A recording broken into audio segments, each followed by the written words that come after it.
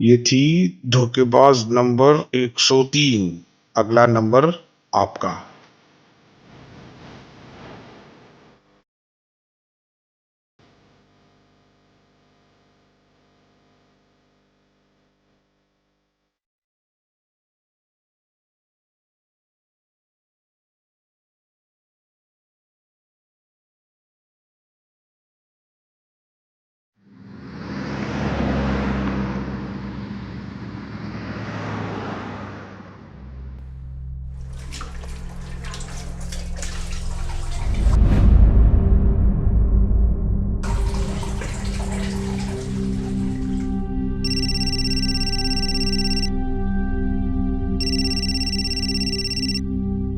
अरे ऋतिक, अरे पूरे 23 दिन बाद फोन किया तूने।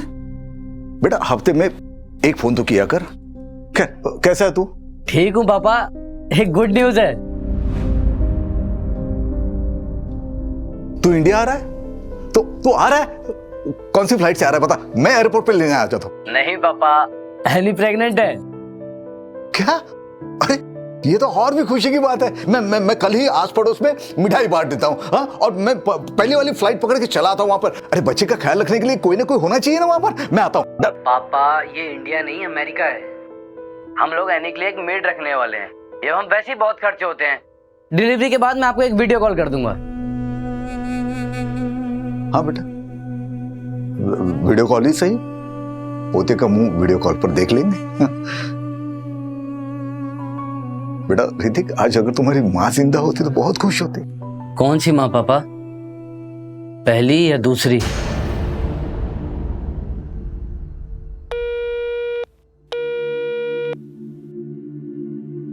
चाइला, ऐसा बोला तेरा बेटा? लेकिन तूने तो ये सब उसके लिए किया था ना? मैं 16 साल का था जब पिताजी ने प्राजक्ता से शादी करा दी। प्यार व्यार कुछ पता नहीं था मुझे। ऋतिक हुआ, उसके बाद पल्लवी, उसके बाद प्राजक्ता से बस प्यार होने वाला ही था। हाँ, सब जानती हूँ। मैडम को कैंसर हो गया, मैडम चल बसी, फिर उसके बाद तुमने दूसरी शादी की, तुम्हारी दूसरी बीवी भी भाग गई। 10 बार सुन चुकी हूँ ये स्टोरी। मेरी मानो, तुम ना अभी ये सब चीज के बारे में सोचना छोड़ दो और अपने ये नालायक बच्चों से ना जितना हो सके उतना दूर रहो। टाइम वेस्ट मत करो उनके पीछे। ले, तुम्हारे छोटे भाई का फोन है। ये ना सबसे बड़ा वाला गिद्ध है, मैं बता रही हूँ। हाँ बोल अविनाश। हाँ नरेश भैया, कैसे हैं? मैं ठीक हूँ। पार्थ कैसा है? हाँ अच्छा है, एग्जाम देने गया है। अच्छा मैं क्या कह रहा था भैया, वो आपकी बीपी की दवा है ना? हाँ है। अच्छा वो कोलेस्ट्रॉल वाली? हाँ है, सब कुछ है। अच्छा भैया मैं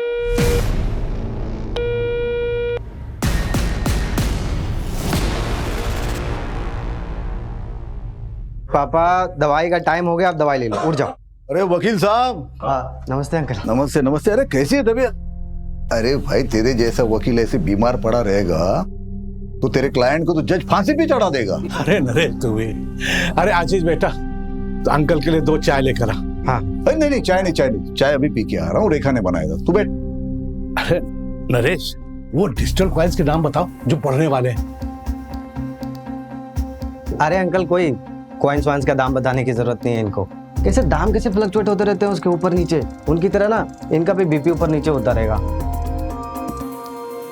अरे बाप की सेहत का इतना ही ख्याल है तो प्रताप के लिए एक बहू लेके आ अच्छी सी। अरे प्रताप, वो उस लड़की की फोटो भेजी थी ना मैंने तुम्हें, वो दिखाओ। ये वाली? ये देख, ये इसका नाम सुनिधि है। यहाँ वाशी में परिवार के साथ रहती है। अच्छे है ना?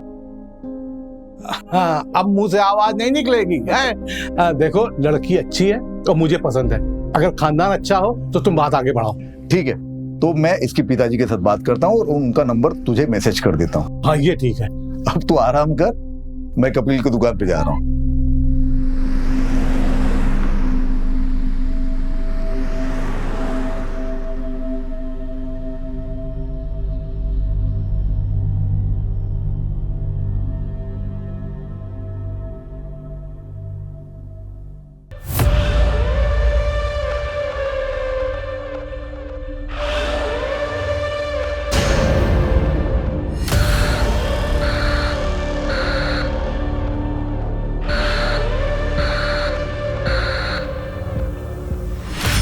कपिल भाई, मैंने सुना दाल के भाव फिर से बढ़ गए। अरे नरेश भाई, इस बार महंगाई आसमान छूके रहेगी। हेलो अंकल, हेलो बेटा। आप मेरी डॉल लाए? तुम्हारी डॉल? हाँ लाया हूं ना, घर पे रखी है। लेकिन वो डॉल तुम्हें तब मिलेगी जब तुम्हें 10 में से 10 मार्क्स आएंगे। ओह नो, 9 मार्क्स नहीं चलेंगे? ओह नो, 9 मार्क्स क्यों? वो मेरे को एक सवाल का जवाब नहीं आ रहा था ना। अरे बाप रे, फिर तो बड़ी प्रॉब्लम हो जाएगी कपिल भाई। कपिल भाई, आपकी बेटी तो आपसे भी होशियार है। अच्छा नरेश भाई, आपके हुए 2749 रुपए। ये 3000। छुट्टे में बाद में देता हूँ। ठीक है, बाय अंकल। बाय बेटा। चल आजा, इसका हिसाब करके बता। पापा थोड़ी जल्दी चालू कीजिए ना फैमिली मीटिंग। आप तो जानते हैं ना अमेरिका में टाइम की कितनी वैल्यू है। सब लोग ध्यान से सुनो, मैं अपनी सारी प्रॉपर्टी रेखा के नाम कर रहा हूँ। क्या? इस धंधे वाली के नाम? भैया आप पागल हो गए? इस घर पर मेरा भी अधिकार है। पापा सोच समझ के फैसला करिए। ये रेखा आपसे प्यार व्यार नहीं करती है। अगर आपने इसके नाम प्रॉपर्टी कर दी उसके बाद क्या? ये आपके साथ कुछ भी कर देगी पापा। पापा इससे अच्छा तो ना आप किसी और को डोनेट कर दीजिए प्रॉपर्टी। तुम लोगों की तरह नहीं हूं मैं, समझी ना? इनसे प्यार करती हूँ और इनकी इज्जत भी करती हूँ। हम लोग मर गए हैं क्या? हमारा हक है इस प्रॉपर्टी पे। और ये कौन है जिसके नाम पे आप सब कुछ कर रहे हैं? ये तुम्हारी होने वाली माँ है। शादी कर रहा हूं मैं इससे। तुम लोगों के होने ना होने से मुझे कोई फर्क नहीं पड़ता, क्योंकि तुम लोगों में से कोई भी मुझे पूछता तक नहीं है। एक रेखा ही है जो हर वक्त हर दम मेरा ख्याल रखती है। छोड़िए ना, अब इन लोगों के चक्कर में अपना बीपी मत बढ़ाइए। ये लोग तो गैरों से भी बदतर हैं। अब चलिए तमीज से। होने वाली माँ हूं तुम्हारी और तुम्हारी भाभी। निकलो, तुम लोग निकलो यहाँ से, निकलो जल्दी, निकलो यहाँ से।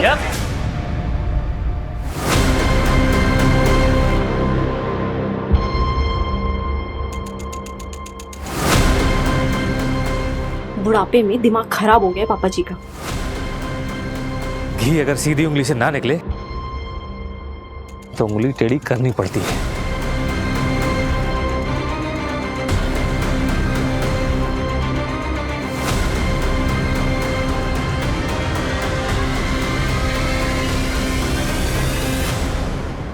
पापा थोड़ी जल्दी चालू कीजिए ना फैमिली मीटिंग। आप तो जानते हैं ना अमेरिका में टाइम की कितनी वैल्यू है। सारा प्लान वेस्ट हो गया।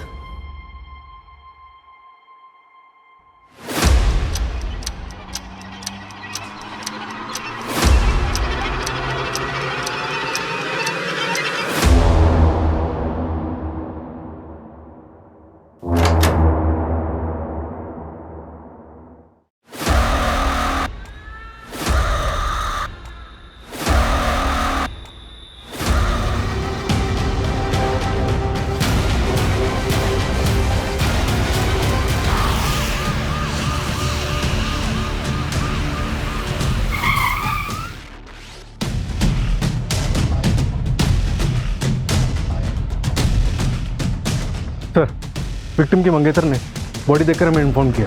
सर, विक्टिम की एज लगभग 58 से 59 साल की होगी। क्या हो गया इन्हें? नरेश उठो ना नरेश। विक्टिम का नाम नरेश देशमुख है, अकेला रहता था।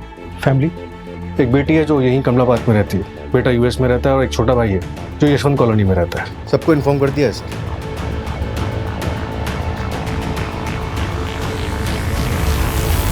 सुनो ना अविनाश, बात को मम्मी के यहाँ पे छोड़ दे क्या? अरे इतना पैनिक मत हो, नहीं तो सब गड़बड़ हो जाएगा। मैं बोल रहा हूँ ना, कुछ नहीं होगा। कैसे कुछ नहीं होगा? आज नहीं तो कल पुलिस घर पे आएगी ना। देखो, जब पुलिस घर पर आएगी तो हम वैसा ही करेंगे जैसा हमने प्लान किया।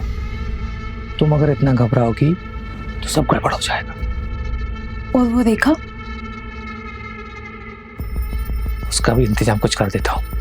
अच्छा सुनो, मैं लेट हो रहा हूँ, पल्लवी आ गई होगी, मैं जाता हूँ, ध्यान रखना।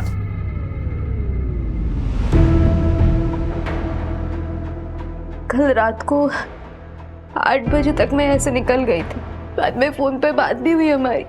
तब मुझसे कहा कि मैं सोने जा रहा हूँ। सुबह नाश्ता लेके आई तो देखा कि दरवाजा खुला हुआ था। अंदर आई तो। अच्छा ये बताओ कि घर से कुछ चोरी हुआ है? मंगेतर मरा है मेरा और आपको चोरी की पड़ी है। देखो हमें ये सब जानना जरूरी है क्योंकि इन्वेस्टिगेशन उसी हिसाब से होगी। तो सब आज ही करना है आपको। मंजू, पंचनामा करके बॉडी को तुरंत पोस्टमार्टम के लिए भिजवाओ। Okay sir. जैसे ही फैमिली से कांटेक्ट होता है थाने बुलाओ।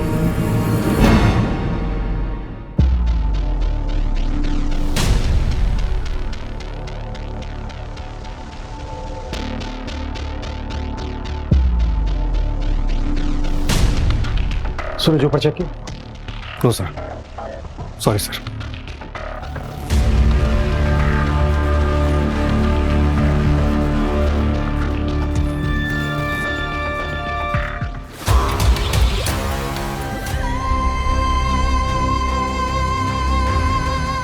रिया, रिया, रिया, रिया, क्या हुआ मेरी बेटी को? रिया, संभालिए सर, किसने मारा?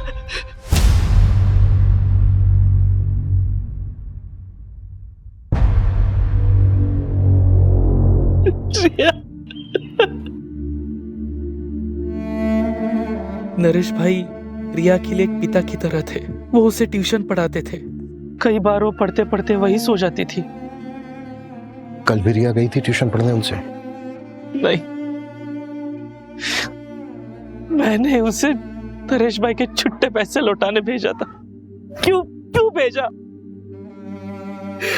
संभालिए अपने आप को।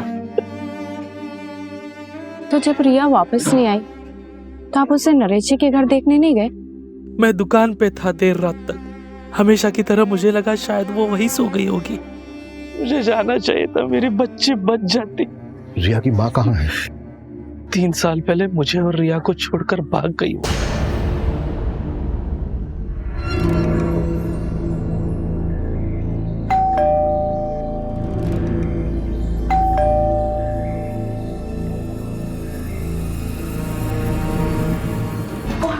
अरे हेलो, कहाँ अंदर घुसे जा रहे हो?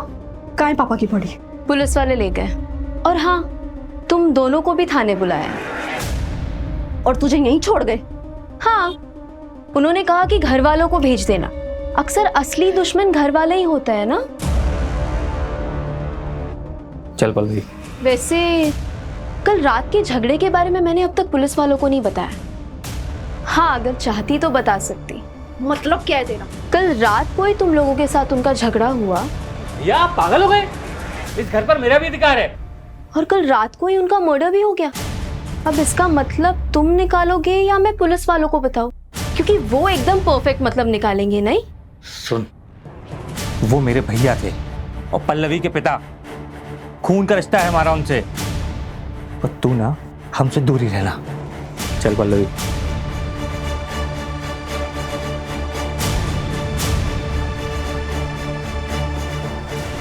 कई बार खून के रिश्तेदारों से ज्यादा पराये लोग अपने हो जाते हैं ना माँ। कोई अपना अपना नहीं होता, सब पैसों के रिश्तेदार है। पैसा है बच्चे अपने, पैसा है रिश्तेदार अपने।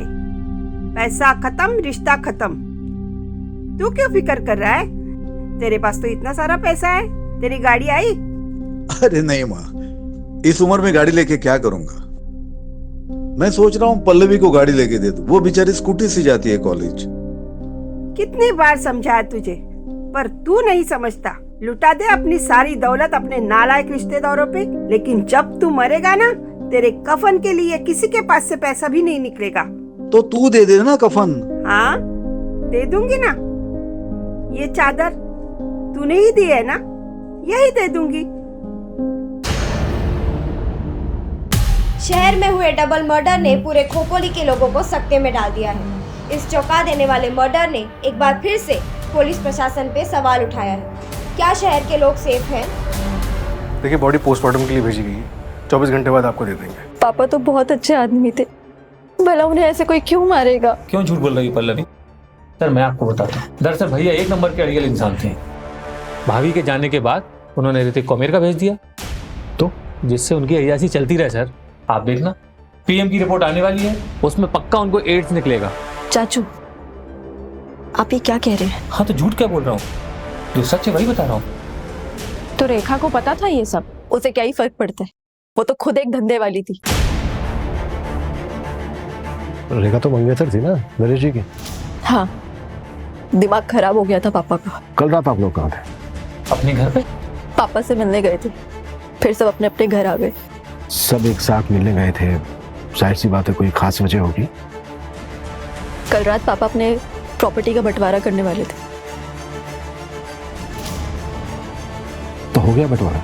मैं अपनी सारी प्रॉपर्टी रेखा के नाम कर रहा हूँ। भैया आप पागल हो गए? निकलो यहाँ से। भैया नहीं सर, बस कैजुअल डिस्कशन हुआ और कुछ नहीं।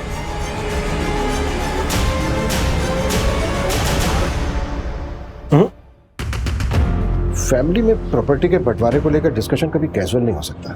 सूरज, फैमिली के सभी मेंबर्स की डिटेल निकालो और नरेश की बैंक डिटेल्स भी। सर मैंने बैंक डिटेल्स चेक की थी, उसमें कुछ भी नहीं निकला। सर, वो नौटंकी रेखा, वो कल रात भी एक कस्टमर के पास गई थी। व्हाट? मतलब पतिव्रता होने का नाटक कर रही थी? सर, नरेश ने डेटिंग साइट पे एक अकाउंट बनाया था, ये देखिए। फ्रेंड लिस्ट में लड़कियां ज्यादा है। सर ये तो बड़ा रंगीन आदमी है। इतनी जल्दी जज नहीं कर सकते। सूरज, वो जो बच्ची थी रिया, उसके साथ सेक्सुअल असॉल्ट हुआ था क्या? सर अभी तक पोस्टमार्टम रिपोर्ट आई नहीं। ये ले, बन गया डेटिंग ऐप पे तुम्हारा अकाउंट। प्रोफेसर नरेश देशमुख। अरे यार, ये झंझट में क्यों फंसा रहा है मुझे? देख, मैं रेखा के लिए सीरियस हूँ। अरे देख देख, एक फ्रेंड रिक्वेस्ट भी आ गई। कौन है? फोटो देख, क्या मस्त लग रही है। डाइवोर्सी है। हाय, मेरा नाम ललिता है। आप मुझे जेन्युइन लगे क्योंकि आपने अपनी फोटो लगाई। आप एक्स प्रोफेसर हो? प्रोफेसर। सर, घर से जो सामान चोरी हुआ है ये उसकी लिस्ट है, रेखा ने दी। तो ज्वेलरी सेट, चांदी के कुछ बर्तन, रिस्ट वॉच, वॉल क्लॉक और 45,000 रुपए कैश।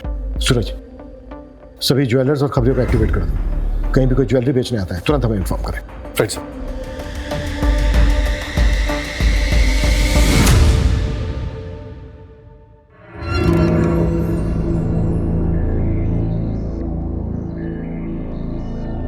सर, कपिल की बीवी नीतू के बारे में पता किया मैंने।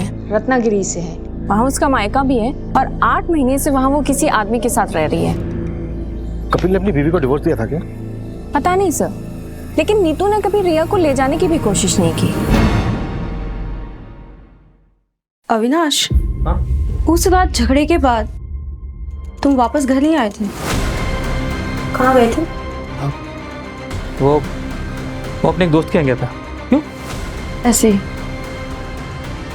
और जब मैं घर पर आया तब तुम घर पर नहीं थी। कहाँ गई थी? कचरा फेंकने गई थी। फालतू के सवाल में पूछा करो मुझसे। सर मुझे शक नहीं, पूरा यकीन है ये काम रेखा का ही है और अब वो चली भी गई है। इतने यकीन के साथ कैसे कह सकते हो? सर पापा उसके नाम पे प्रॉपर्टी कर रहे थे, तो उनके मर्डर के बाद पूरा बेनिफिट उसे ही मिलेगा। प्रॉपर्टी उसके नाम पर हुई? नहीं। तो बेनिफिट कैसे हुआ उसे? तो सर ये फिर चाचू ने किया होगा। प्रॉपर्टी के लिए? प्रॉपर्टी और पार्ट दोनों के लिए। पार्थ क्यों? सर पार्थ मेरा सौतेला भाई है और परी चाची मेरी सौतेली माँ। वो पापा की दूसरी वाइफ रह चुकी है। What? हाँ सर, 2 साल पहले परी चाची ने पापा को छोड़ के अविनाश चाचू से शादी कर ली थी और पापा ने तो केस भी फाइल किया था पार्थ की कस्टडी के लिए। इन्हीं सब के बीच पापा उस रेखा के चक्कर में फंस गए और चले थे उस धंधे वाली से शादी करने।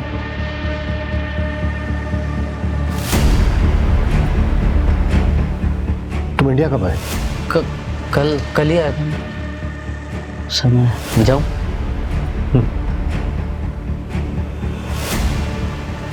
ये बात हमें अविनाश और परी ने क्यों नहीं बताई?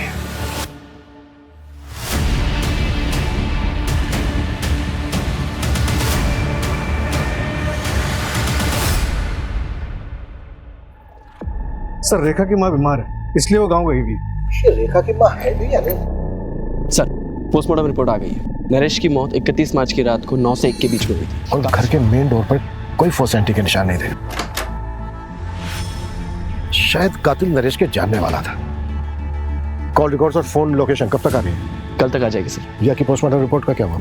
सर ये देखिए, सेक्सुअल असॉल्ट इनकंक्लूसिव है। हो सकता है रिया को नरेश से पहले मारा गया, लेकिन डिफरेंस सिर्फ 1 घंटे का है।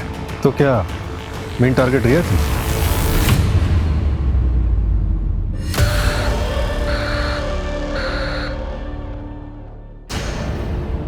इसमें बताने वाली क्या बात है?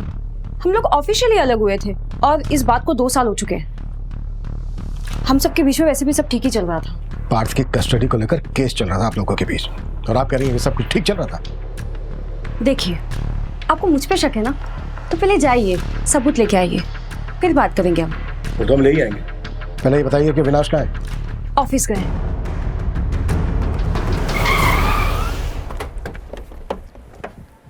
सर, नरेश की सीडीआर में किसी ललिता चौहान नाम की लड़की का नंबर मिला है। काफी बातें होती रहती थी उससे। वैसे ललिता तुम्हारी फैमिली में और कौन कौन है? मैं और मेरी मम्मी। और आपकी? सेम, मैं और मेरी मम्मी। किसी दिन मेरी मम्मी से मिलवाऊंगा मैं तुम्हें। Sure.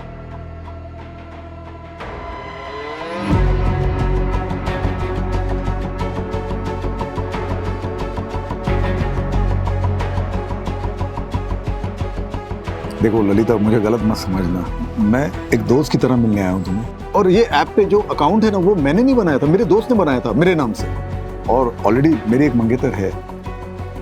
It's okay, I understand.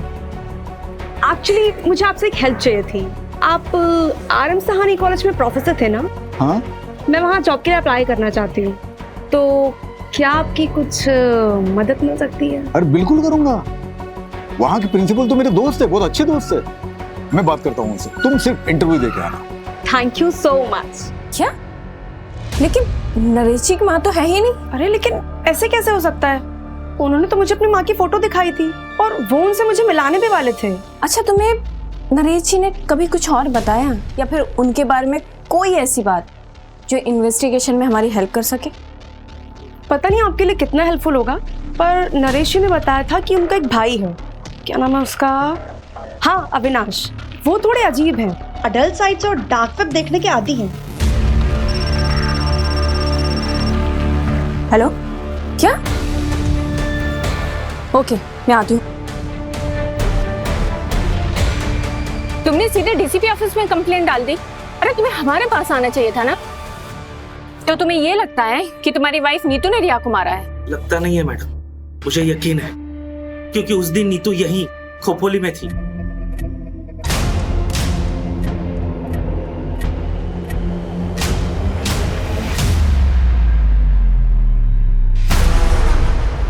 तो तुमने हमें ये सब पहले क्यों नहीं बताया था?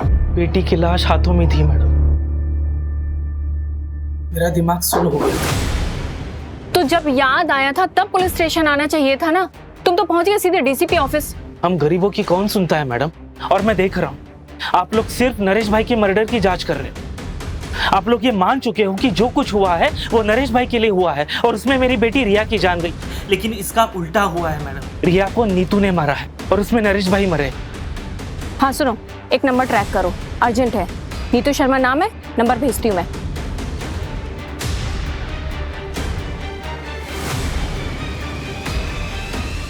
चलो सर, मैंने नरेश की पिछले 2 साल की सीडीआर स्टडी की, तो एक बात पता चली। नरेश का एक नेबर है प्रताप वर्मा, उससे काफी बातें होती थी उसकी। और सर, सीडीआर में एक और बात पता चली, ये नरेश की फैमिली उससे 1 साल पहले ही टच में आई। 1 साल पहले तक तो किसी को नरेश से कोई मतलब नहीं था, पर ये 1 साल पहले अचानक से नरेश की जिंदगी में ऐसा क्या हुआ कि सबको उसके प्रति प्यार जाग गया? anyway, नरेश की माँ का कुछ पता चला? अभी तक नहीं सर, मैंने फैमिली से पूछताछ की, उनका कहना है कि 20 साल पहले उसकी माँ मर गई थी। तो फिर नरेश ने अपनी माँ बताकर ललिता को फोटो किसकी दिखाई?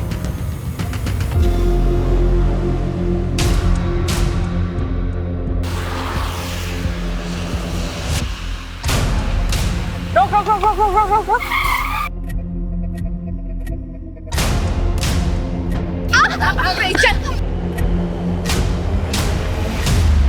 मैंने कुछ नहीं किया, मैं तो अपनी रिया को वापस लेने आई थी। 3 साल बाद। और तुम्हें क्या लगता है तुम रिया को लेकर जाती और तुम्हारा नया हस्बैंड उससे एक्सेप्ट कर लेता? सुधीर को मैं शादी के पहले से पसंद करती हूँ। कपिल से बच्चा नहीं हो रहा था, जिसकी वजह से वो मुझ पर हाथ उठाता था। सुधीर रत्नागिरी से सिर्फ मुझसे मिलने के लिए आता था। उसी दौरान रिया हुई। तो क्या रिया तुम्हारे और सुधीर की बेटी है? हाँ। ये बात कपिल को पता है?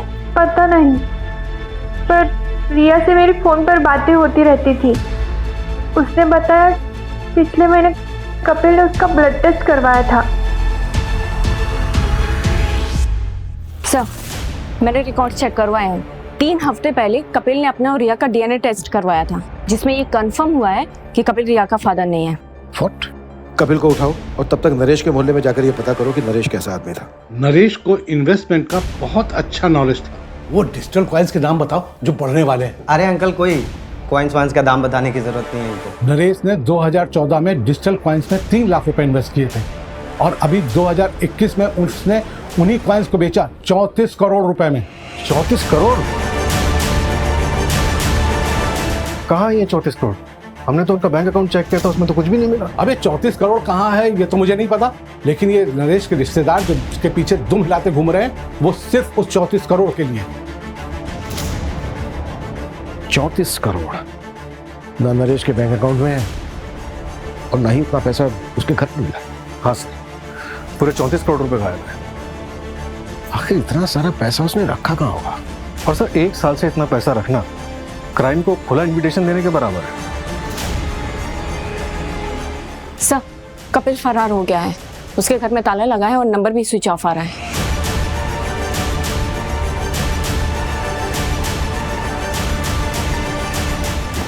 सर, ललिता सही बोल रही थी।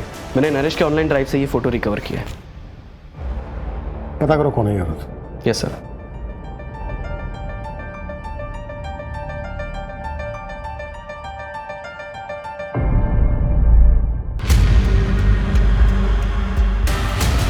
ये थी धोखेबाज नंबर 104।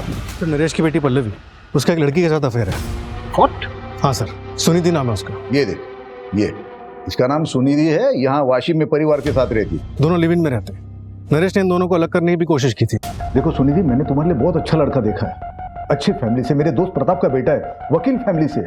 पापा, आई डोंट बिलीव दिस। मुझे लगा आप यहाँ पे मेरे और सुनिधि के रिश्ते को एक्सेप्ट करने आए, लेकिन आप तो हमारे रिश्ते को तोड़ने में लगे। लेकिन मैं ऐसा होने नहीं दूंगी। बाप हो तुम्हारा, फिक्र है तुम्हारी, इसलिए ये गलती तुमसे होने नहीं दूंगा मैं। मेरे जीते जी ये शादी हो नहीं सकती। ठीक है, फिर आप मेरे लिए मर गए। चल सुनिधि। यार, नरेश अंकल ने पापा को फिर से फोन किया था। लड़के वालों को ये रिश्ता मंजूर है, उन्होंने मुझे लड़का देखने के लिए बुलाया है। तू फिक्र मत कर, मैं हमारे बीच किसी को भी नहीं आने दूंगी, किसी को भी नहीं। सर, अविनाश के सीडीआर के मुताबिक 31 मार्च की रात को उसका फोन रात 9 बजे से 12 बजे तक बंद था। 9 से 12 के बीच में फोन बंद था। नरेश और रिया का मर्डर भी इसी बीच में हुआ। मतलब पॉसिबल है कि उस रात को अपने घर गए ही ना हो। उस रात झगड़े के बाद तुम वापस घर नहीं आए थे, कहाँ गए थे? सूरज, अविनाश को उठा लो। और रेखा का क्या हुआ? उसकी माँ है? नहीं है सर, 6 साल पहले गुजर गई और अब रेखा का फोन भी बंद आ रहा है। उसके पास 3 नंबर हैं, तीनों ट्रैकिंग पे डाले, लेकिन तीनों के तीनों बंद हैं। रेखा ने ही नरेश का मर्डर किया और उसका सारा पैसा लेकर फुर्र हो गई। शतरंज के खेल में रानी सबसे ज्यादा चालबाज होती है। सूरज, अपने सारे खबरों को एक्टिव कर दो, जितनी फोर्स चाहिए लगा दो, लेकिन रेखा मुझे जल्द से जल्द लॉकअप में चाहिए। अविनाश को तुरंत अरेस्ट करो, इससे पहले कि वो भी हमारे हाथ से निकल जाए। मूव।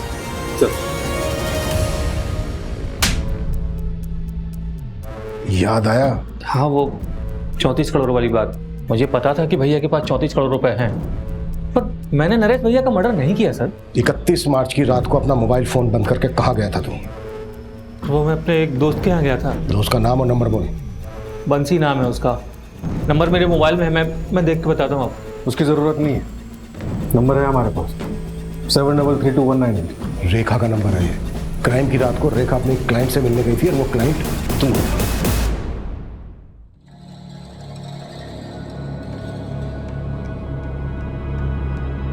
क्या रेखा, इतना बड़ा हाथ मार लिया फिर भी चिल्लीगिरी करने आ गई? राजा, तू ना मेरा कस्टमर है और अब तक करोड़पति बनी नहीं हूं मैं। आज जब बन जाऊंगी तब सोच लूंगी ना। चल, टाइम खोटी मत कर, जो करना है वो जल्दी कर। रेखा और तू दोनों नरेश से जुड़े हुए थे और क्राइम की रात को तुम दोनों साथ में थे। ये बात छिपाई क्यों हमसे? सर माना कि ये बात मैंने आपसे छुपाई, पर अब तो आपको पता चल गई ना। हाँ, मैं एक अनलॉयल हस्बैंड हूँ, धोखेबाज भाई हूँ, पर इससे ये साबित नहीं होता कि मैंने नरेश भैया का मर्डर किया है। क्राइम वाली रात को तू होटल से 1 घंटा पहले निकला था, कहाँ गया था? सर एक मिनट सर, जैसे ललिता ने कहा था, मैंने अविनाश की सर्च हिस्ट्री कंगाली। अविनाश डल साइट्स और डार्क वेब देखने के आदी हैं। मुझे कुछ मिला नहीं, तो मैं रैंडमली डार्क वेब पे सर्च कर रहा था, तो मुझे ये वीडियो मिला।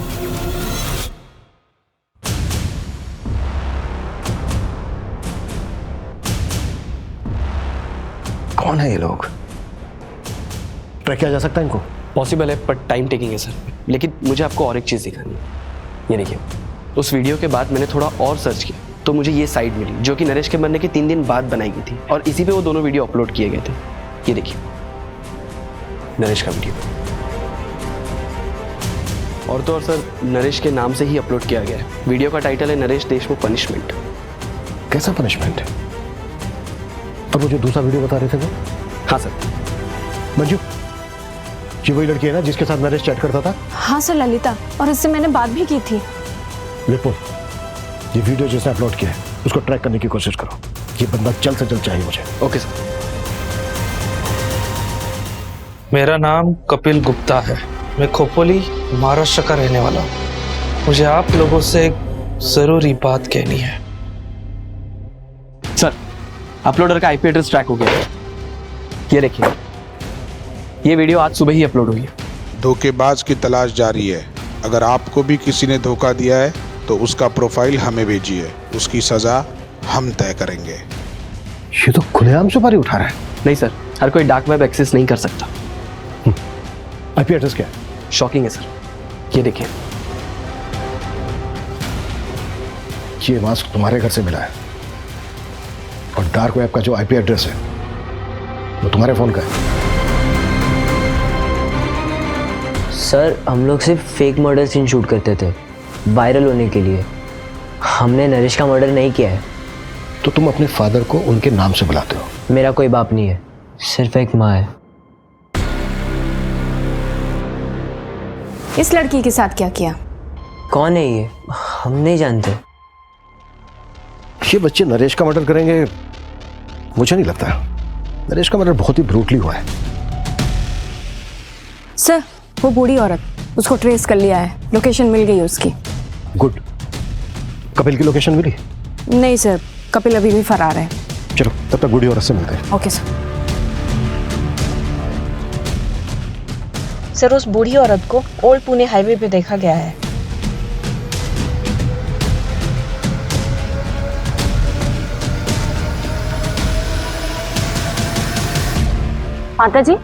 माता जी उठिए। मैंने समझाया था उसे,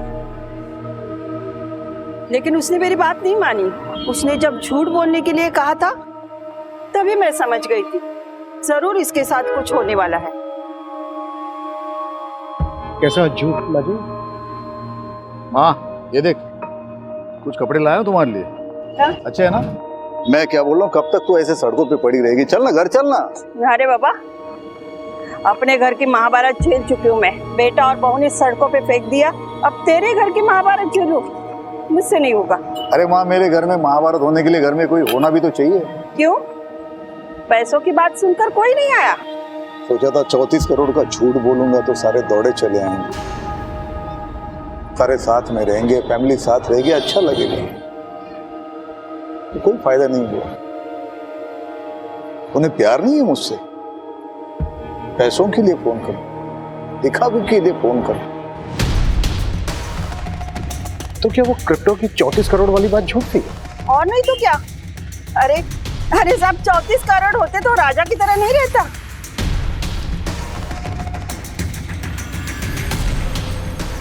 आखिर किलर आया किसके लिए? रिया के लिए या फिर नरेश के? मंजू, जो दूसरा अपलोडर था उसकी कोई अपडेट? ललिता की लोकेशन डिटेल्स चेक कर रहे हैं, अगर उसकी लास्ट लोकेशन पता लग जाए तो शायद हम दूसरे अपलोडर तक पहुंच जाए।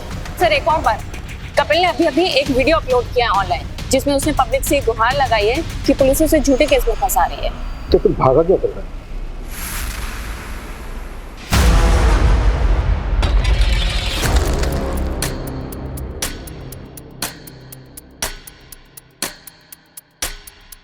रिया, ये ले, ये नरेश अंकल को पैसे लौटा दे। अभी? हाँ अभी, और वहीं पे सो जाना। बाबा मुझे आपके साथ रहना है। बोला ना तुझे एक बार, समझ में नहीं आता, जा।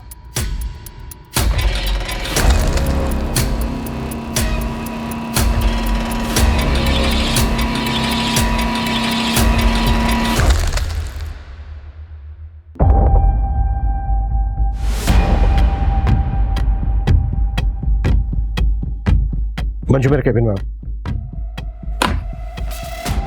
Yes sir. मंजू ये देखो, इस साइड पे जितने भी वीडियो हैं उनमें जो मास्क है उसमें साइड लॉक नहीं है। और ये ललिता वाला वीडियो देखो, इसमें जो मास्क है उसमें साइड लॉक है, मतलब दोनों मास्क अलग है। और मुझे ये पता करना है कि दोनों मास्क कहां से खरीदे गए। सर सूरज सर उसी में लगे हुए हैं। ओके, और ये ललिता वाला वीडियो ना जरा ध्यान से देखो। जब भी किसी जिंदा इंसान को जलाया जाता है तो चीखता है, चिल्लाता है, तड़पता है, इधर उधर भागता है, लेकिन ललिता की बॉडी में कोई मूवमेंट नहीं है, सिर्फ चीखने की आवाजें आ रही है। तो क्या ये साउंड फेक है? सर ये मास्क ऑनलाइन खरीदा गया, ये देखिए, ये है बायस की लिस्ट। और सर ये हाईलाइटेड नाम देखिए।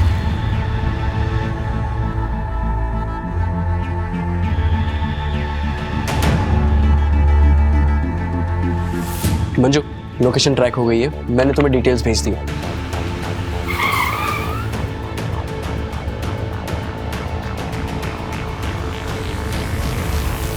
कौन?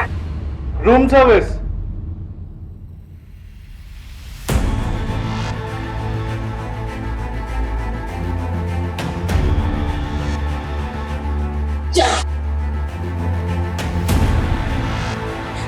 सर मैं एक एक्टर हूँ, मराठी सीरियल में छोटे मोटे रोल प्ले करती हूँ। उसने मुझे बोला एक रोल प्ले करना है। सुन के मैंने शुरुआत में मना कर दिया सर, शपथ। पर फिर घर का रेंट और खर्चे तो मैंने कर लिया सर।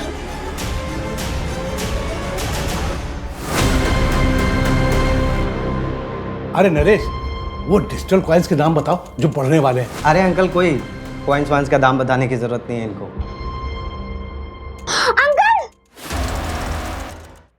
नरेश के भरोसे का खूब फायदा उठाया तुम लोगों ने। धोखा तो उसने दिया था मुझे। डिजिटल कॉइन में इन्वेस्ट करके उसने 34 करोड़ रुपए बना लिए और मुझे गलत कॉइन बता दिया। चलता था मुझसे कि कहीं मैं अमीर ना हो जाऊं। अरे किसी काम के लिए उससे कुछ पैसे मांगे तो मना कर दिया उसने मुंह पे। वो वीडियो बनाने का क्या मतलब था? वो पार्थ ऐसे वीडियोस बनाता है, मुझे पता था, तो ऐसे वीडियो बना के मैंने डार्क वेब पे डाला आप लोगों को मिसलीड करने के लिए। बस सर, इसके अलावा कुछ नहीं पता सर। हमें 34 करोड़ हमारे पास नहीं है सर। होते कैसे? क्योंकि नरेश के पास 34 करोड़ रुपए थे ही नहीं। उसे कोई डिजिटल कॉइन्स नहीं बेचे थे। ये एक झूठी कहानी थी।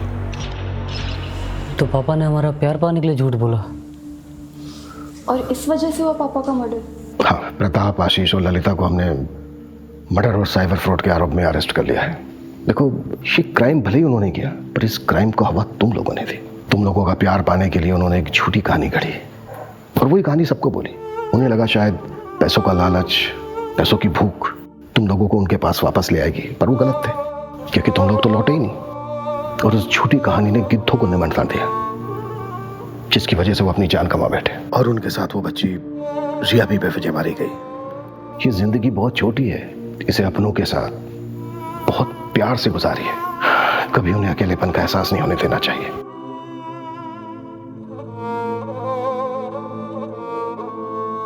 मैंने तेरे लिए स्पेशल भिंडी मसाला बनाया है। आप भिंडी पे ही सारे एक्सपेरिमेंट करना। अच्छा, बहुत बड़ी हो गई तू। हाँ,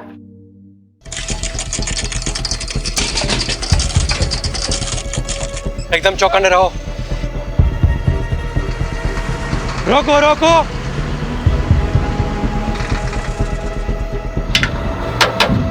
पेपर और लाइसेंस दिखा। जय श्री कृष्णा। पेपर और लाइसेंस दिखाओ। जय जय श्री कृष्णा। अरे कितनी बार भगवान का नाम लेगा? कहीं भगवान ने तुम्हें याद कर लिया तो प्रॉब्लम हो जाएगी। सामान क्या है? जय श्री कृष्णा। फिर वही भगवान के कितने अवतार थे? 10। 2 अवतार और बढ़ा दे, 2 भक्त और है।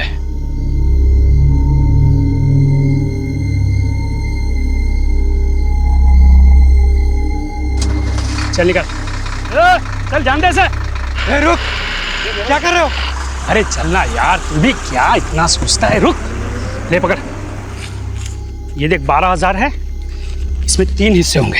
ये ले 4,000 तेरे, 4 मेरे, और मेहुल 4,000 तेरे। रख। नहीं नहीं, मुझे नहीं चाहिए। देख मेहुल, हम दिन रात मेहनत करते हैं, लेकिन हमें ना ओवर टाइम का पैसा मिलता है ना अच्छी वर्क कंडीशन है। ये जो पैसे आ रहे हैं ना, ये सोच के ये लोग हमें डायरेक्ट दे रहे हैं। लोग गवर्नमेंट को टैक्स देते हैं ना, हाँ, वो भी हम तक नहीं पहुंचता है। तो इस तरह दूध का धुला हुआ रहेगा ना, तो खुद भी फंसेगा और हमें भी फंसाएगा। अब ये रख और चल मेरे साथ। ओए चलो, टाइम खत्म हो गया अभी। सस्पेंशन? मेरा सस्पेंशन? पर क्यों? पता नहीं, ऊपर से लेटर आया है। तुम्हारे किसी कांड के बारे में हेड ऑफिस को पता चला होगा। पर मैंने तो कुछ किया ही नहीं। बिना आग के धुआं नहीं निकलता। और सुना है कि गन रनर से भी अच्छे पैसे छाप रहे हो। अरे कोई पैसे वैसे नहीं छाप रहा था, कुछ भी अफवाहें उड़ा देते हैं। मेरा प्रमोशन ड्यू था ना, किसी और को प्रमोट करना होगा। सब राजनीति है ये, मुझे फंसाया जा रहा है।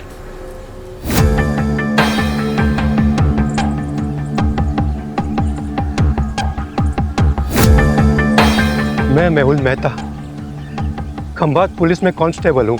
अभी सस्पेंडेड चल रहा हूँ। करप्शन के झूठे केसेस में मुझे फंसा दिया है। सब राजनीति है। घूस खाने वाले छूट गए, पहरा देने वाले फंस गए। हमारे पुलिस कमिश्नर से मेरी हाथ जोड़ के। हाँ सर, यहाँ पे मैं चाय बेचता हूँ। सुबह में मैंने चाय का दुकान लगाया और दूध लेने गया। वो ऑटो वाले तो वाइट और खाकी पहनते हैं, लेकिन इसने तो टोपी और ब्लू जैकेट पहना था। ऑटो का नंबर देखा? नहीं देखा। सर, आपको कैसे? 20 साल की सर्विस में ह्यूमन बिहेवियर के बारे में इतना तो जान ही गया हूँ। और वैसे भी पुलिस इन्वेस्टिगेशन में सबसे चैलेंजिंग एस्पेक्ट है eye witness. Many times eye witness is not good witness. सच में सर? मैं नहीं कह रहा हूँ, एक्सपर्ट्स रिसर्च के बाद इस नतीजे पे पहुंचे हैं। अच्छा, ऑटो के बारे में और कोई चीज ध्यान में? हाँ, सजाई हुई, जैसे बारात दुल्हन लेने जाती है ना, ऐसी। सर, आपके यहाँ ट्रांसफर होने से पहले की बात है। ये सस्पेंड हुआ था, गन रनर से घूस का चक्कर था। ये आखिर तक कहता रहा कि इसके साथ पॉलिटिक्स हुई है, उसे फंसाया गया है। मैं मेहुल मेहता, खंभात पुलिस में कांस्टेबल हूँ। अभी सस्पेंडेड चल रहा हूँ। करप्शन के झूठे केसेस में मुझे फंसा दिया है। घूस खाने वाले छूट गए, पहरा देने वाले फंस गए। हमारे पुलिस कमिश्नर से मेरी हाथ जोड़ के। कहीं इस मैसेज को भेजने से रोकने के लिए मर्डर तो नहीं हुआ? लेकिन किलर को कैसे पता था कि मेहुल यही मैसेज रिकॉर्ड कर रहा है? शायद उसे पता ना हो।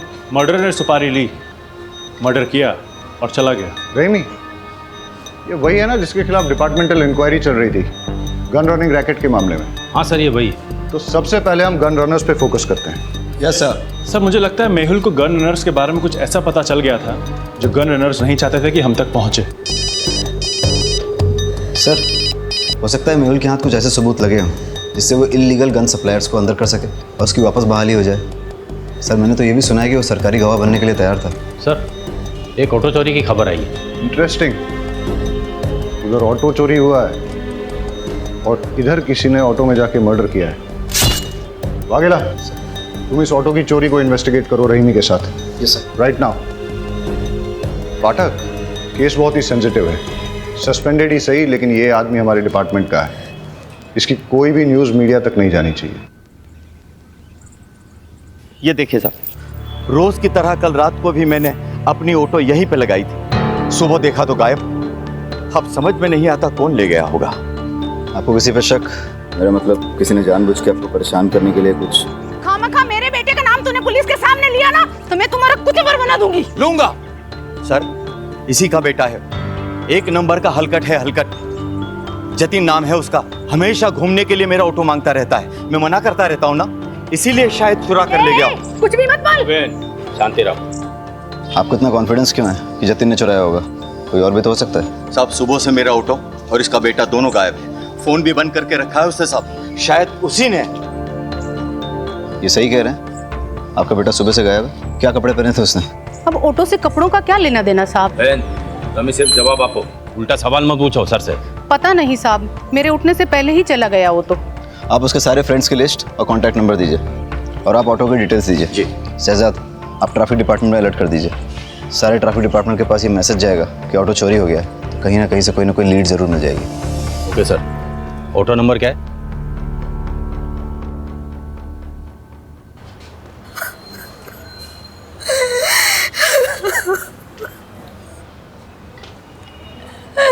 मेरे पति को कोई क्यों मारना चाहेगा?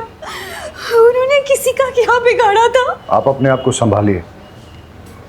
हम आपका दुख समझते हैं और आप चिंता मत कीजिए। आपकी इस दुख की घड़ी में पूरा डिपार्टमेंट आपके साथ है। बस थोड़ी इन्फॉर्मेशन चाहिए होगी। मंजूला जल्दी करो, लेट हो रहा है। आई आपके पसंद के आलू बनाए हैं, कोफ्ते वाले। बताइएगा कैसे बने।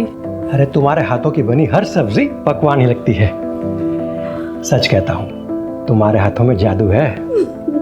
क्या आप भी बिल्कुल नए दूल्हे की तरह छेड़ते रहते हैं। अरे तो हम कौन से पुराने हो गए? अभी अभी तो शादी को सिर्फ 20 साल हुए हैं।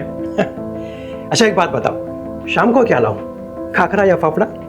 जो आपको अच्छा लगे, पर हाँ टाइम पे आइएगा। घर पे बीवी है, इसका ध्यान रखिए, वरना लगे रहेंगे दिन रात लोगों की सेवा में। जी हुजूर, चलता हूँ।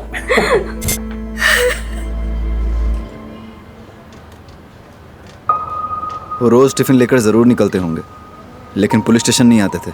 जब तक उनका सस्पेंशन कैंसिल नहीं हो जाता, वो ड्यूटी पे कैसे आ सकते हैं? सस्पेंडेड? मुझे तो नहीं बताया। अब शायद उन्होंने इसीलिए नहीं बताया होगा क्योंकि कैसे बताते कि वो सस्पेंडेड है? उनके लिए सेल्फ रिस्पेक्ट।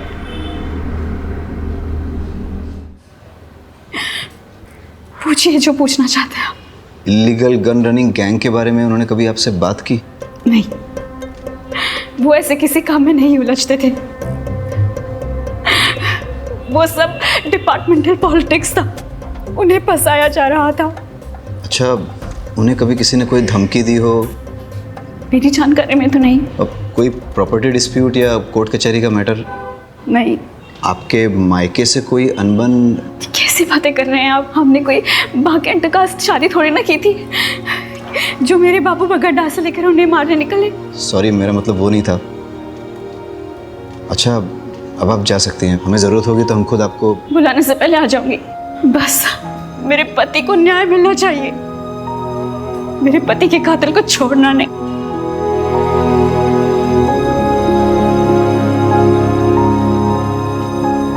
सर, इन्हें अपने पति के सस्पेंशन के बारे में नहीं पता, तो फिर ये कैसे पता कि डिपार्टमेंटल पॉलिटिक्स थी या नहीं? इसका मतलब इन्हें अपने पति के सस्पेंशन के बारे में पता था, तो फिर ये रोज़ यूनिफॉर्म पहन के मेहुल को ड्यूटी पे क्यों जाने देती थी? और अभी हमसे झूठ क्यों बोल रही हैं? ये केस जितना सीधा दिखता है उतना है नहीं। कुछ तो बड़ा राज है जो हमसे छुपाया जा रहा है।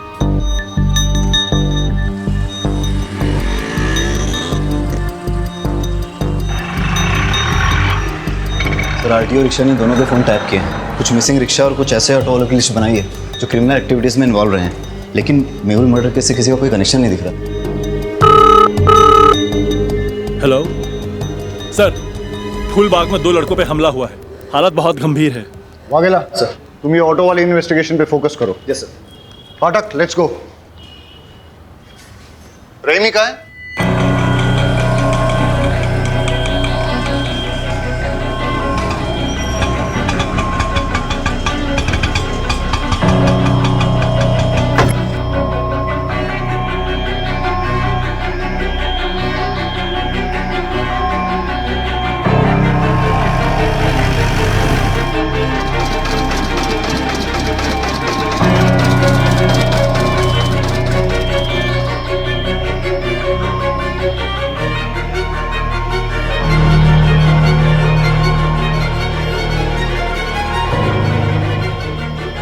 Hello sir. कुछ पता चला? हाँ सर, वो एक गली में चली गई है। 12/7 पटेल नगर गांधी मार्केट। 12/7 गांधी मार्केट। ठीक है, मैं डिटेल चेक करता हूँ। बहुत गर्मी है यार भाई, रेडी नोरस बनाओ ने, नींबू बढ़िया डालना।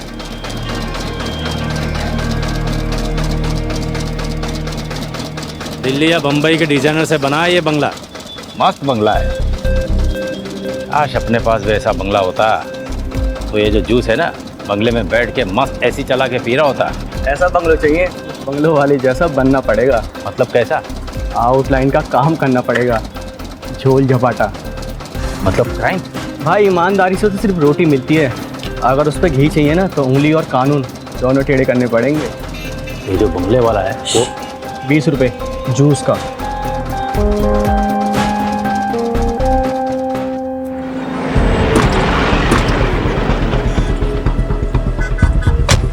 आप लोगों में से किसी ने कुछ देखा? सर यहाँ पर इन तीनों के चक्कर में कोई नहीं आता था। जो भी यहाँ पर बैठने आता था उनको मारकर भगा देते थे, और 1 नंबर के लफंटर और चर्ची लड़के थे। लेकिन वो लोग तो 2 थे। नहीं सर, ये 3 थे, इनका और एक साथी है। वो लड़का सही कह रहा था, 2 नहीं 3 आदमी थे, यहाँ पर बैठ के नशा कर रहे थे और जुआ खेल रहे थे। शायद उन पर किसी ने हमला कर दिया, उनमें से एक की ऑन द स्पॉट डेथ हो गई, दूसरा मरने की कगार पे है। ये तीसरा कहाँ है? सर कहीं तीसरे नहीं तो ये सब नहीं किया, इनका आपस में झगड़ा हुआ हो, उसने इन दोनों को मार दिया और वो भाग गया हो सकता है। पाठक, ये देख, खून के धब्बे हैं और घसीटने के निशान हैं। सर ये घसीटने के निशान तो यहाँ खत्म हो जाते हैं। कोई और तरीका निकालेंगे।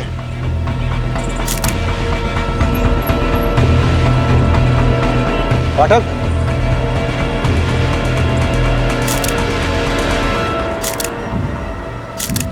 दोनों लड़कों की आइडेंटिफिकेशन हो चुकी है, अभी और त्रिलोक। अभी की तो क्राइम स्पॉट पे ही डेथ हो गई, और त्रिलोक ने भी हॉस्पिटल जाते हुए दम तोड़ दिया। वाघेला ने दोनों की इन्फॉर्मेशन निकाली है, रिपीटेड ऑफेंडर्स थे, कई बार तो जेल भी जा चुके हैं छोटे मोटे केसेस में, जैसे शराब, ड्रग्स, मारपीट, चोरी, ये सब। इनफैक्ट अभी पे तो इलीगल गन सप्लाईज के लिए काम करने का भी शक था। सर इलीगल गन केस में कांस्टेबल मेहुल का मर्डर हुआ, गन रनर अभी भी मारा गया, हो सकता है दोनों केसेस जुड़े हो। लेकिन एक चीज नोटिस करने की ये भी है कि दोनों मर्डर्स में वेपन, स्टाइल और तरीका अलग अलग है, मॉडस ऑपरेंडी अलग है। अब अगर हमें ये पता चल जाए कि अभी और त्रिलोक के साथ इस क्राइम स्पॉट पे वो तीसरा लड़का कौन था, तो हम इस केस को आसानी से क्रैक कर सकेंगे। मुरमुरे को देख के तो ऐसा लगता है जैसे कई लोग इस पे खड़े थे, या फिर काफी सारे लोग रौंद के चले गए, या इन लड़कों के साथ जो मारपीट हुई है वो शायद इन्हीं मुरमुरों पे हुई हो।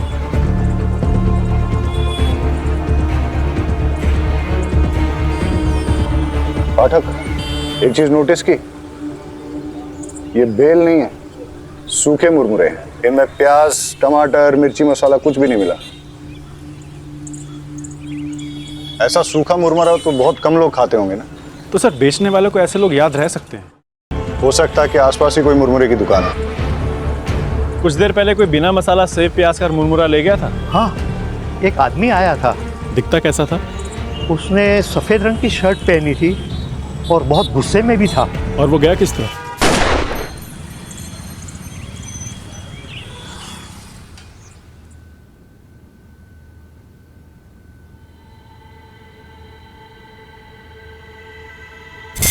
ये पैसे अंदर रख दो।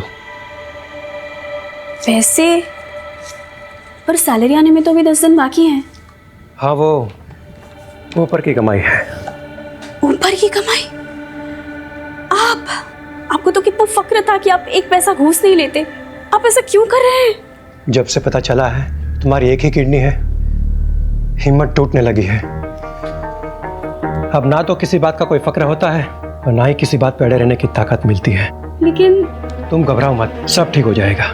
मुझे एक सहेली ने आपका नंबर दिया है, मुझे पैसों की बहुत ज़रूरत है, दवाइयों का खर्च बढ़ गया है।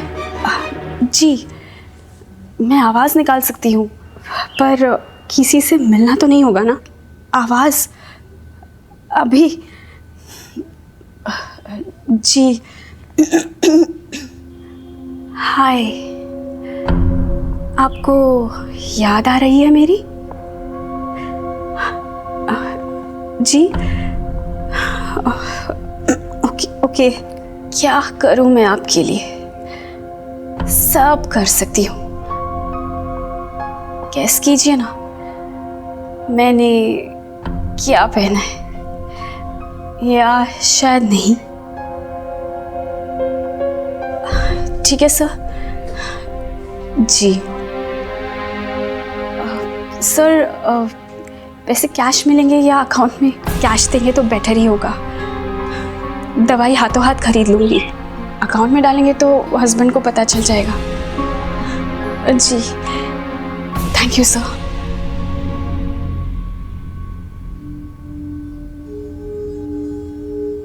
अरे क्या हुआ, जल्दी आ गए?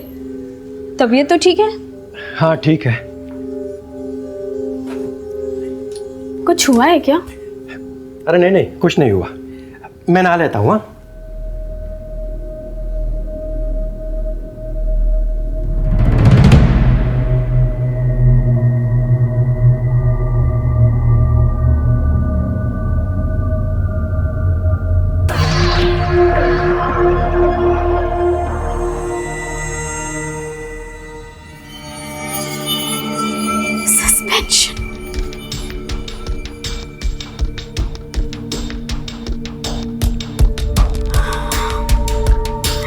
मैं जानती हूँ कि आप मुझे सस्पेंशन के बारे में क्यों नहीं बता रहे। मैं भी आपको कभी पता नहीं चलने दूंगी कि मुझे पता है। मैं आपकी सेल्फ रिस्पेक्ट को कभी चोट नहीं पहुंचने दूंगी। आप मेरे हीरो और हमेशा रहोगे। आपके फेवरेट थेपले बनाए हैं, पुलिस स्टेशन में बांटिएगा मत, आप ही खा लीजिए। हाँ हाँ ठीक है, चलता हूँ।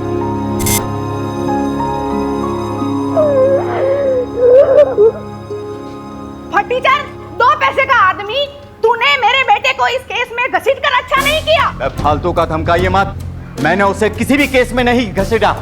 वो मेरी ऑटो के पीछे पड़ा हुआ था, यही मैंने पुलिस को बताया बस। सर से जरूरी बात करनी है।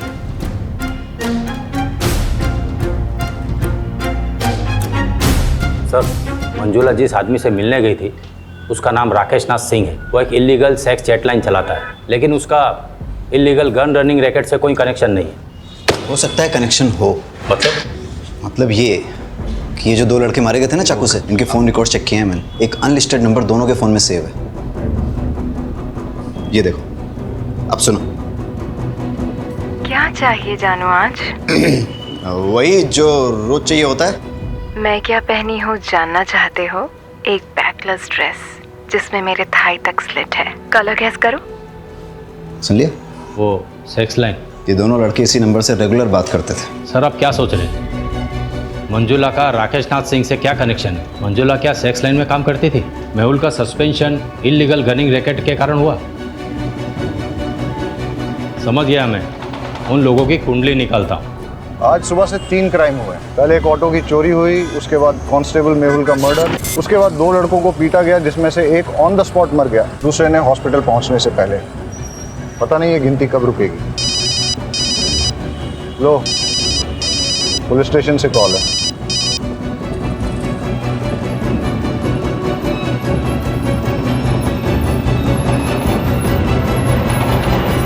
एक और मर्डर हुआ है। डबल मर्डर साइट से 15 मिनट की दूरी पे किसी को गोली मार दी। सर, मैं एक फैक्ट्री का मालिक। अगर चलती गाड़ी में शूट किया गया होता तो गाड़ी इस तरह से बाकायदा पार्क नहीं होती। या तो कहीं आड़ी टेढ़ी खड़ी होती या फिर पलट भी गई होती। हो सकता है सर, जिससे ये मिलने आया हो उसी ने फायर किया हो। या ऐसा भी हो सकता है कि मनसुख भाई ने गाड़ी यहाँ पार्क की और किसी ने नज़र रखी, उसे मौका मिला और उसने पॉइंट ब्लैंक शूट कर दिया। और ऐसी सिचुएशन में अगर इससे कोई मिलने आया था, हो सकता है फिर उसने कुछ देखा। क्या पता हल्का होने के लिए रुका हो।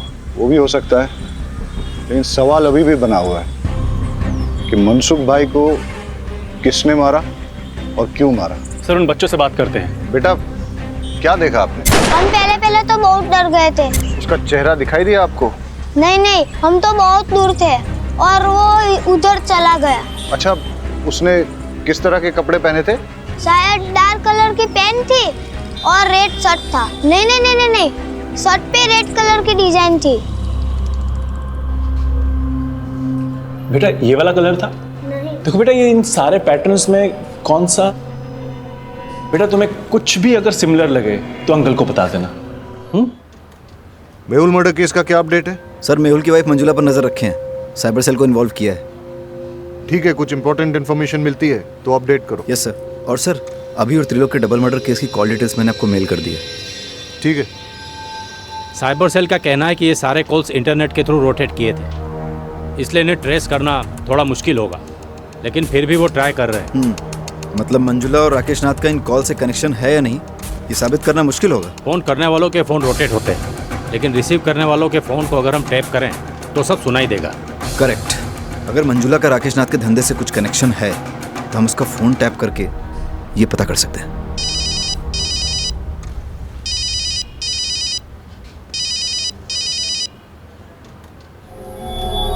हाँ रमेश, मेरे ऑटो का कुछ पता चला? उसके पार्ट्स चोर बाजार में बिक रहे हैं, जाके ले लेना। हमें मंजुला का फोन टैप करना होगा।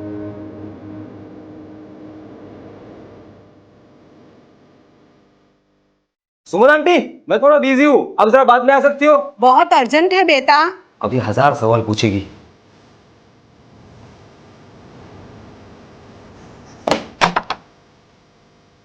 हाँ आंटी। मैंने कुछ नहीं किया, मैंने कुछ नहीं किया। परेश, वो सब वो व्हाइट शर्ट वाले नहीं किया थे, मैंने कुछ नहीं किया था। मैंने कितनी बार कहा उन लोगों के मुंह मत लगो, पर मेरी सुनोगे तब ना।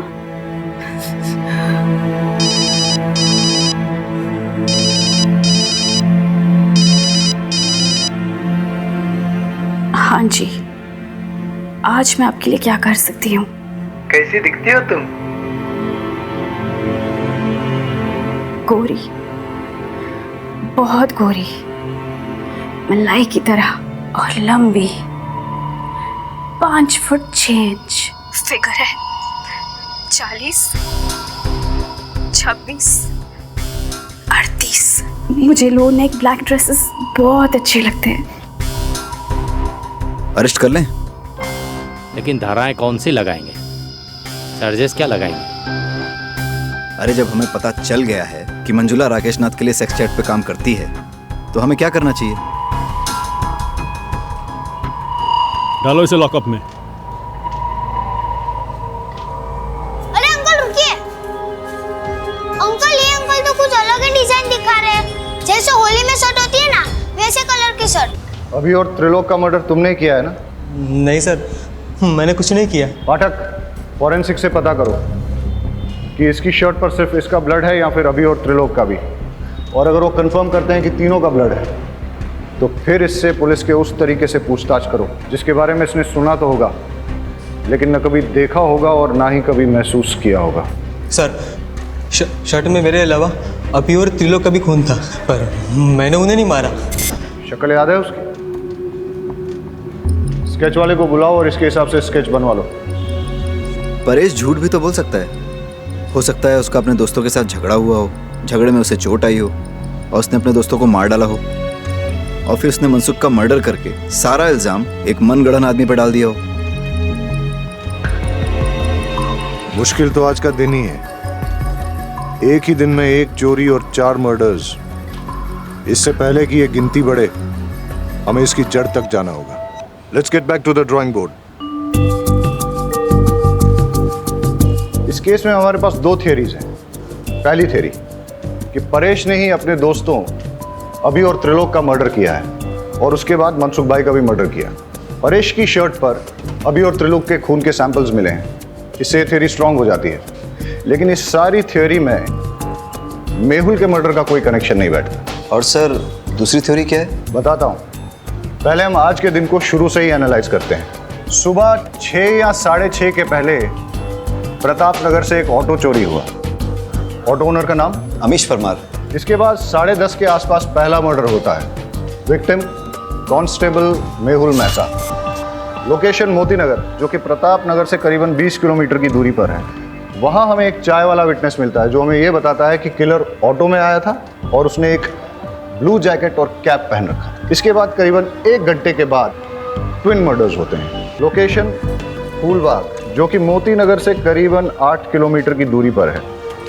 यहाँ हमारे पास कोई आई विटनेस नहीं है, लेकिन वहाँ हमें क्राइम साइट पे मुरमुरे मिले और उसके पास एक मुरमुरे की दुकान भी मिली। उसके हिसाब से किलर शायद इसी रोड पे आगे निकला था और फिर इसके 1 घंटे के बाद 12:30 के आसपास हमें पता चला कि मनसुख की डेथ हुई है, उसे गोली मारी गई है। वहाँ हमें 2 लड़कों ने लीड दी कि किलर रेड प्रिंट वाली वाइट शर्ट पहने हुए थे। लेकिन अब अगर ये सोचा जाए कि ये सारे मर्डर्स एक आदमी ने ही किए हैं तो कोई पैटर्न तो नजर नहीं आ रहा है। लेकिन अगर गौर से देखा जाए तो फिर मेरी दूसरी थ्योरी फिट जरूर बैठती है। किलर ने 6, 6:30 के पहले प्रताप नगर से ऑटो चुराया। फिर वो उसी ऑटो में बैठकर मोती नगर पहुंचा, जहां उसने कांस्टेबल मेहुल का मर्डर कर दिया। उसके बाद वो इसी रोड पे आगे बढ़ा और उसने अपने ऑटो, ब्लू जैकेट और कैप को डंप कर दिया। जब वो फूलबाग पहुंचा, फिर उसने यहाँ कहीं मुरमुरे खरीदे और जब वो फूलबाग पहुंचा, वहाँ उसकी भिड़ंत अभी और त्रिलोक से हुई। दोनों लड़के चर्सी थे, लड़ाई हुई। इस मारामारी में किलर ने अभी और त्रिलोक का भी मर्डर कर दिया और इसी के दौरान वो ब्लड की छींटें उसकी शर्ट पे लगी। और जैसे कि पाठक की थ्योरी है कि वो कोई रेड प्रिंट वाली शर्ट नहीं थी, बल्कि वाइट शर्ट थी जिसपे खून की छींटें आ गई थी। और वही शर्ट के साथ जब वो आगे बढ़ा, करीबन 5-6 किलोमीटर बाद उसे मनसुख मिला और उसने उसका भी मर्डर कर दिया। और उस ब्लड छींटों वाली वाइट शर्ट में उन 2 बच्चों ने उसको देख लिया। एक और बात सर, अगर उसने 1 घंटे में 6 किलोमीटर का फासला तय किया है तो पॉसिबली वो बहुत फिट आदमी है और परेश के पैर में इंजरी है, उसके बस की बात नहीं है। You are right. अगर ये एक किलर वाली थ्योरी सही है तो वो किलर और भी हादसे अंजाम दे सकता है और इससे पहले कि वो और कोई हादसा करे उसे रोकना बहुत ज़रूरी है। अब हमारे पास लास्ट होप एक ही है। मेहुल की मर्डर साइट और ट्विन मर्डर साइट के बीच में उसने जो ऑटो और जैकेट डंप की थी, अगर वो हमें मिल जाए तो हम उस किलर तक पहुंच सकते हैं। Hello, Gujarat police station. Hello, ये आप पुराने चेक पोस्ट के पास पटेल मैदान के पीछे एक लावारिस रिक्शा खड़ी है सर। आसपास कोई भी नहीं है, कुछ गड़बड़ लग रही है। पटेल मैदान? आप कौन बोल रहे हैं? हेलो हेलो,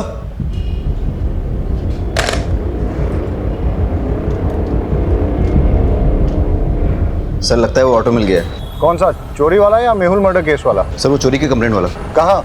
सर पुराने चेक पोस्ट के पास, पटेल मैदान के पीछे जो है। हाँ तो तुम फटाफट वहाँ पहुँचो और मुझे अपडेट दो। सर लेकिन वो एरिया हमारे बीट में नहीं आता। वाघेला, वो मैं देख लूंगा, तुम जाओ। ठीक है सर।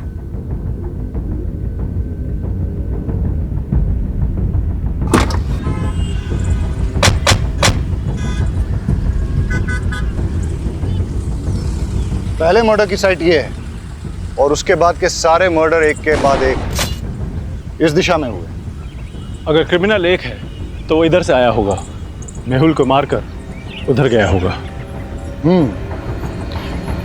मतलब मर्डरर यहाँ से अगले मर्डर की साइट तक ऑटो में निकला, लेकिन रास्ते में पड़ने वाली मुरमुरे की दुकान से पहले ही उसने अपना ऑटो, जैकेट और कैप डंप कर दिया और शायद उसके बाद वो आगे पैदल ही गया हो।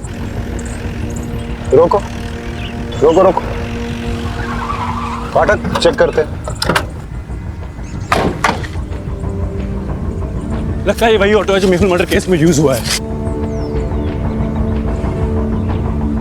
ये रहा वो ब्लू जैकेट और कैप। फॉरेंसिक्स को बुला के इसके फिंगरप्रिंट्स ले लो और फिर अपने फिंगरप्रिंट डेटाबेस के साथ टैली करो। हो सकता है कि क्रिमिनल की डिटेल्स हमें वहीं से मिल जाए। Yes sir. Hello forensic.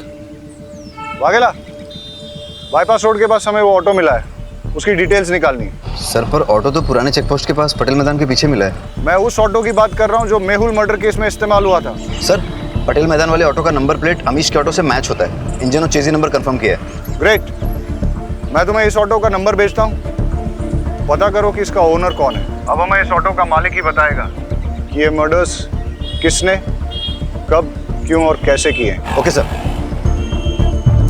Sir मैंने ऑटो के फोटोज उमेद को भेज दिए हैं, बस अब क्रिमिनल का जल्दी से पता चल जाए ताकि वो और किसी को नुकसान ना पहुंचाए। अब हमें सिर्फ क्रिमिनल को पकड़ना ही नहीं है, उसे अगला हादसा करने से पहले रोकना भी है। It's a race against time. Let's गो।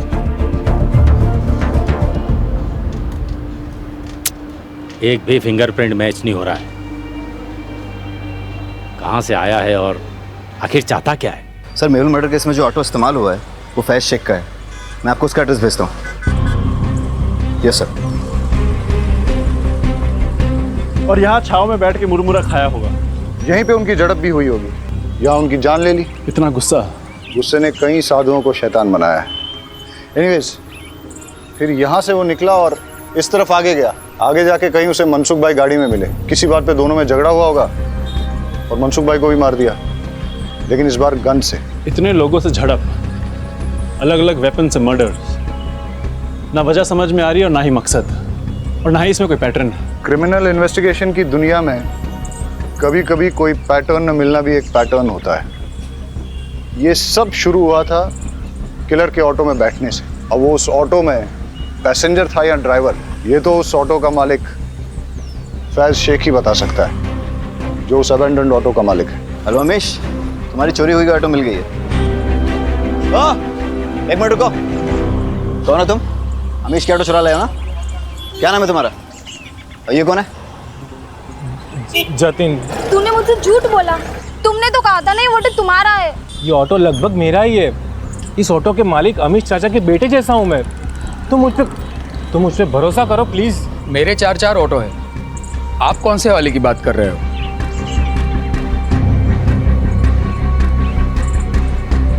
इस ऑटो की बात कर रहा हूँ। कौन चलाता है इसे? ये समर।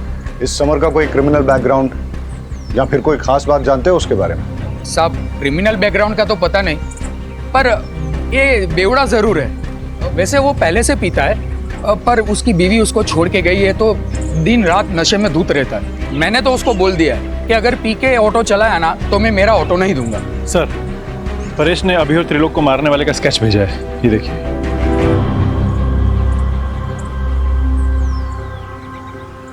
इसे पहचानते हो? यही तो समर है। समर का एड्रेस और फोन नंबर देना।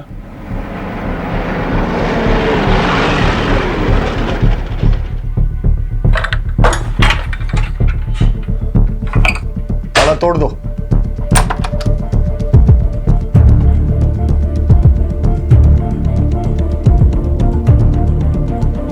सर, कोई नहीं यहाँ। लगता है मैरिड है, एक बेटी भी है इसकी। घंटी बजाओ समर की।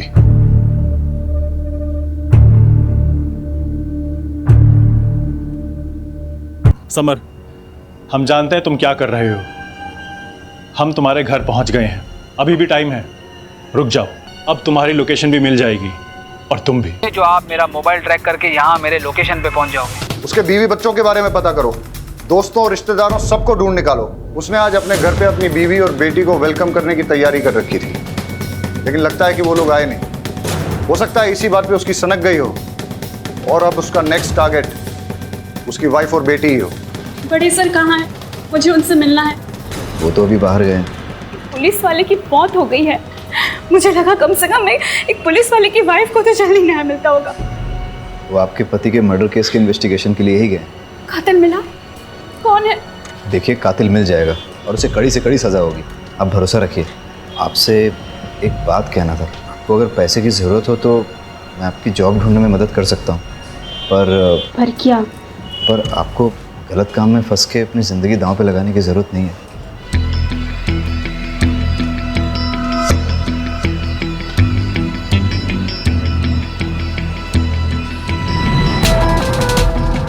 सर, उमेद का फोन आ रहा है। हाँ उमेद। सर, समर का फोन कुछ देर के लिए ऑन हुआ था मलिक विहार के आसपास, लेकिन लोकेशन ट्रेस होने से पहले ही वापस स्विच ऑफ हो गया। मलिक विहार मतलब जिस रास्ते पे समर मर्डर करते हुए जा रहा था उसी डायरेक्शन में सीधा गया है, लेकिन उसकी एग्जैक्ट लोकेशन कैसे निकालेंगे? वगैरह वो जर्नलिस्ट फ्रेंड तुमसे अभी भी टच में है? Yes sir. ममता, दरवाजा खोल। ममता, देख, मायके में छुपने से कुछ नहीं होगा। बाहर निकल। देख, आज अपनी बच्ची का हैप्पी बर्थडे है ना। मैं अपनी बच्ची से मिलने आया हूं। मुझे 2 मिनट के लिए मिलने दे उससे, बस थोड़ी देर। उसके साथ बर्थडे मनाऊंगा, चला जाऊंगा। ममता खोल दरवाजा। बेटा विनीता देख, पापा है, आज आपका हैप्पी बर्थडे है ना। Happy birthday to you, happy birthday to you, happy birthday. देखा, दुनिया की कोई ताकत मुझे रोक नहीं पाएगी अपने बच्चे को वापस ले जाने से। अगर तूने दरवाजा नहीं खोला तो तुझे जान से मार दूंगा।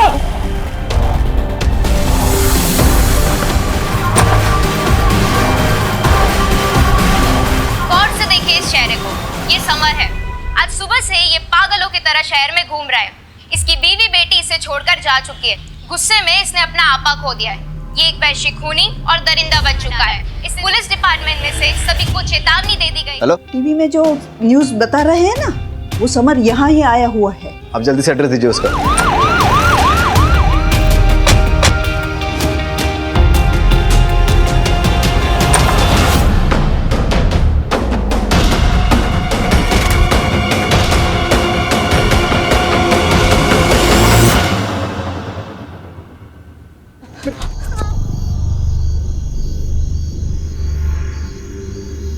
आपने ही पुलिस को फोन किया था ना? जी। पुलिस को इन्फॉर्म करने के लिए आभार।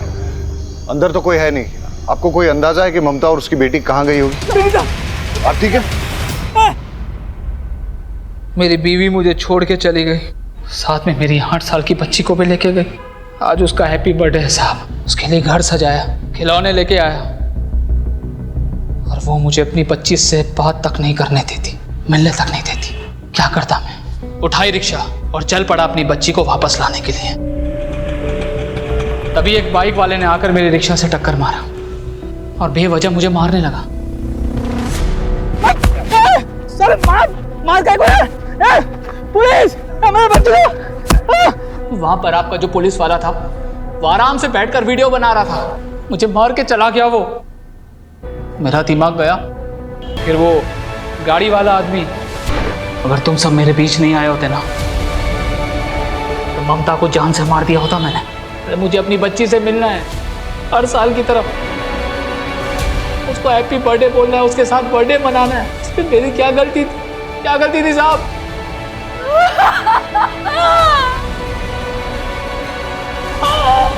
इरादा चाहे कितना भी नेक हो, लेकिन अगर उसे गलत तरीके से हासिल करने की कोशिश की जाए तो वो गलत ही है। तुम्हारे गुस्से के चलते तुम्हारी सनक गई, तुम्हारे होश उड़ गए और तुम सही और गलत का फर्क भूल बैठे। तुम्हारे जो भी मन में आए तुमने किए, लेकिन जब इंसान गुस्से का गुलाम हो जाता है तो उसकी जिंदगी बर्बाद ही होती है। कोई भी वजह, किसी को भी किसी की जान लेने का अधिकार नहीं है। मैं समझता हूं तुम्हें बेटी चाहिए थी ना, तो तुम कोर्ट चले जाते, कानून से अपना हक मांगते। देखो, इस दुनिया में बहुत सारे लोग हैं जिनको बहुत बड़ी बड़ी परेशानियां हैं। अगर सबकी सनक गई और सबने कानून अपने हाथ में ले लिया तो क्या होगा? और जिन लोगों की सनक जाएगी, क्या उनके परिवार भी सुरक्षित रहेंगे? क्राइम पेट्रोल्स के और भी दिलचस्प कहानी देखने के लिए हमारे चैनल को सब्सक्राइब करें और बेल आइकॉन दबाना न भूलें।